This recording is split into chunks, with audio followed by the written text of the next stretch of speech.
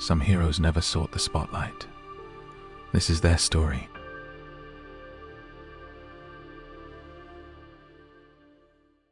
What if I told you that someone volunteered to be imprisoned in Auschwitz, not to escape, not by accident, but on purpose? In 1940, when the world was just beginning to understand the horrors of Nazi concentration camps, one man made a decision that defied all logic. He walked willingly into hell itself, knowing he might never return. This is the story of a Polish resistance fighter who became prisoner number 4859. A man who organized an underground resistance inside the most notorious death camp in history. A man whose courage was so extraordinary that his own government later executed him for it. This is the story of Witold Pilecki, the volunteer of Auschwitz, the silent hero the world forgot. Warsaw, September 1940. The city lay broken under Nazi occupation. Witold Pilecki was 39 years old, a cavalry officer, a husband, and a father of two. He had already fought in the Polish-Soviet War and had watched his country fall to the Germans a year earlier, but Pilecki wasn't the type to surrender.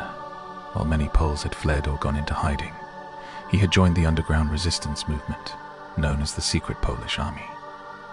They operated in the shadows, gathering intelligence, sabotaging German operations, and keeping hope alive. One evening, during a clandestine meeting in a cramped apartment, his commander presented him with information that would change everything. Reports were coming out of a place called Auschwitz, a concentration camp in southern Poland. The details were fragmented, terrifying. Thousands were disappearing into it, but nobody knew what was really happening inside. The resistance needed someone on the inside, someone who could gather intelligence, document the atrocities, and perhaps organize resistance from within. Pilecki didn't hesitate. He volunteered.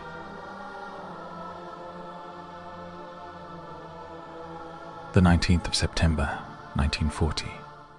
Pilecki walked deliberately into a German street roundup in Warsaw. He carried false identity papers under the name Tomasz Serafisky. As planned, he was arrested along with thousands of other Poles and loaded onto a train. The journey to Auschwitz took 2 days. Men were crammed into cattle cars without food or water. Some didn't survive the trip. When the doors finally opened, Pilecki stepped into a world designed to break the human spirit. Guards screamed. Dogs barked. Prisoners were beaten for looking up, beaten for no reason at all. Pilecki was tattooed with number 4859 and assigned to a labor detail. The conditions were beyond comprehension. Prisoners worked 12-hour shifts hauling rocks, building structures for their own imprisonment. They slept on wooden planks, hundreds packed into barracks built for horses. The food, a watery soup and a piece of bread, provided barely enough calories to survive. Death was everywhere. Men collapsed from exhaustion. They were shot for minor infractions. Disease spread like wildfire through the overcrowded barracks. And then there were the executions. Public hangings designed to crush any thought of resistance. But Pilecki had a mission, and he had no intention of being broken. Within weeks, Pilecki began carefully identifying prisoners he could trust. He looked for men with military backgrounds, men who still had fire in their eyes. He started with whispers during work details. Coded messages passed during the chaos of roll call. By early 1941, he had organized a resistance cell, then another, and another. They called it the Union of Military Organizations, ZO in Polish. At its peak, it would include nearly 1,000 members across the camp. They operated in absolute secrecy, knowing that discovery meant torture and death. The resistance had 3 main objectives. First, intelligence. Members documented everything: the number of prisoners, the methods of execution, the arrival of trains, the systematic murder that was evolving around them. Pilecki compiled detailed reports, which were smuggled out through various channels to the Polish resistance in Warsaw. Second, survival. The ZO created an underground support network. Members stole food and medicine. They found ways to get prisoners assigned to better work details. They forged documents to save those marked for execution. Every life saved was a victory. Third, preparation. Pilecki was planning something audacious, an armed uprising inside Auschwitz. He believed that if the resistance could coordinate with Allied forces, they could free the prisoners and expose the camp to the world. He sent messages to the Polish government, in exile in London, begging for support.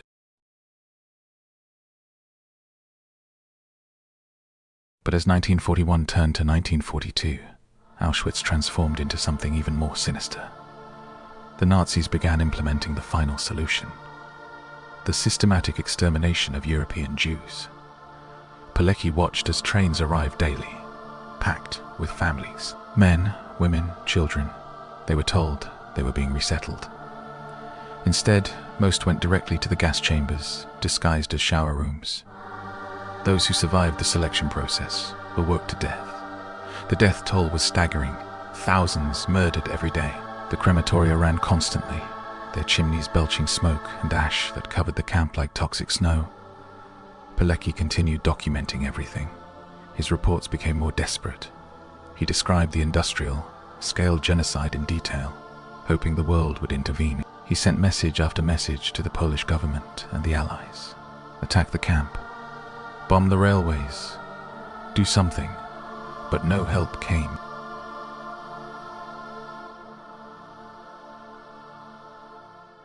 By April 1943, Pilecki had spent 2.5 years inside Auschwitz.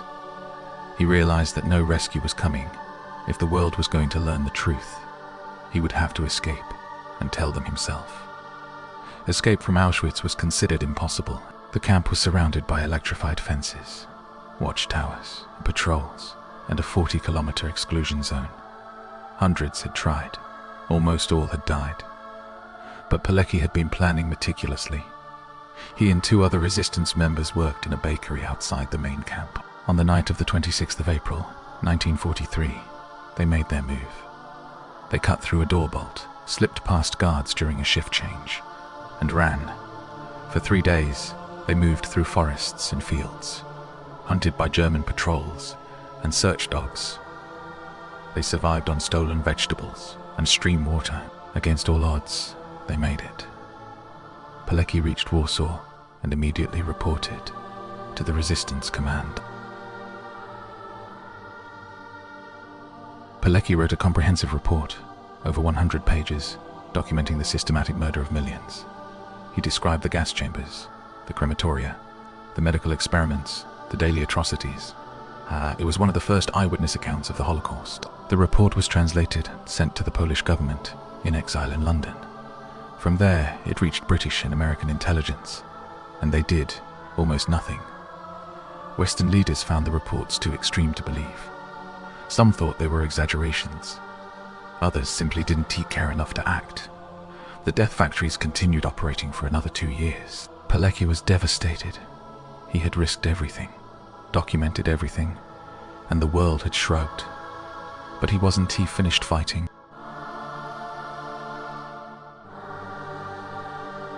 In August 1944, Pilecki fought in the Warsaw Uprising, a desperate attempt by the Polish resistance to liberate the city before Soviet forces arrived. He commanded a unit, fought for 63 days against overwhelming German forces, and was eventually captured. He spent the rest of the war in German POW camps. When he was finally liberated in 1945, he hoped to return home to his family. But Poland had traded one occupier for another. The Soviets installed a communist government, and anyone associated with the non-communist resistance was now an enemy. Pilecki continued gathering intelligence on Soviet atrocities and political repression, sending reports to the Polish government, in exile. In 1947, he was arrested by the communist secret police. He was tortured for months. They wanted names of other resistance members. Despite broken bones and relentless brutality, Pilecki revealed nothing of value. On May 25, 1948, Witold Pilecki faced a show trial. The charges were absurd: espionage, treason, conspiracy. The verdict was predetermined. He was sentenced to death. On May 25, 1948, at 9:30 p.m., Pilecki was led to a basement corridor in Warsaw, WWII prison. He was shot in the back of the head.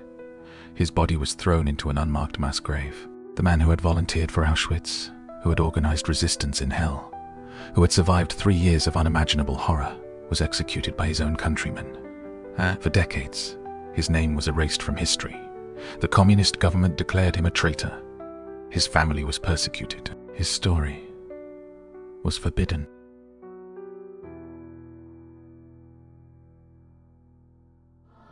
Witold Pilecki remained forgotten for over 40 years.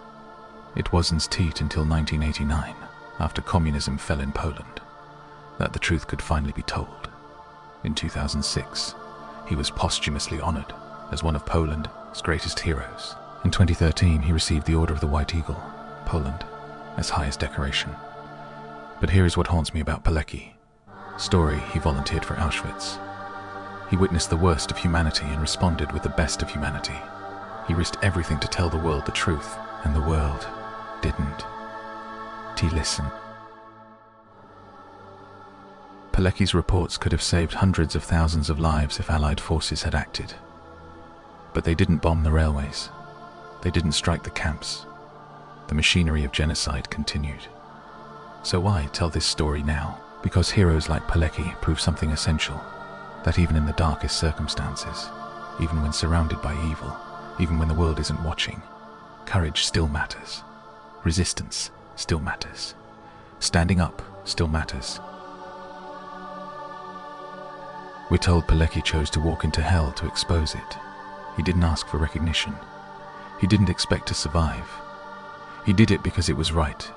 Before his execution, Pilecki said, "I've been trying to live my life so that in my last hour, I would rather be happy than afraid." In his final moments, after all he'd endured, after all he'd sacrificed, I believe he was happy because he had lived with honor, because he had stood against evil, because he had refused to be silent.